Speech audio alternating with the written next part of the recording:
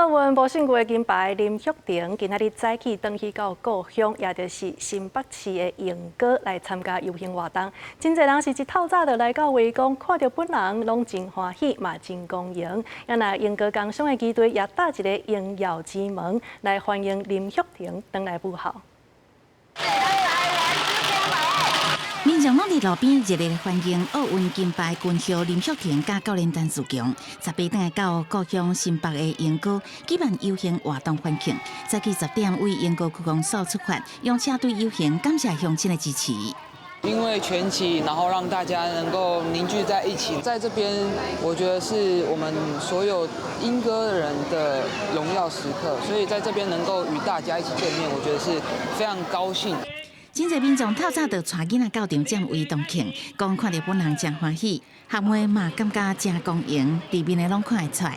很厉害啊，她是我学姐。英国的查某囝，嘿，足欢喜的，大家英国人拢足欢喜的安尼。忍辱负重，为国争光，对，与有荣焉。车队经过林旭廷的旧厝、英国工商、英国国中这个所在，英国工商的旗队嘛打荣耀之门，欢迎学者摕金牌倒转来。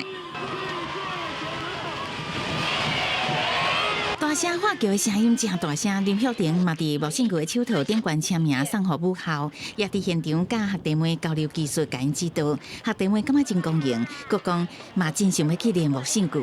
父母跟姐姐也一直加强我要去学学看，当然超级帅，就在台上或者是在就是各种舞台上面，就是发光的人最好看。配合车队的游行，为尖山部路的樱桃路口到游泳机口举办奥运嘉年华，最后一个站点是伫英国国小举办迷将的见面会。林旭廷得到奥运莫姓国金牌，让国际看到台湾莫姓国的实力。暗过传出国际群众因为管理甲财务问题，已经去予国际奥会停权。 那这无新的全球无姓区管理运动机构，2028年洛杉矶的奥运可能就无无姓区的项目。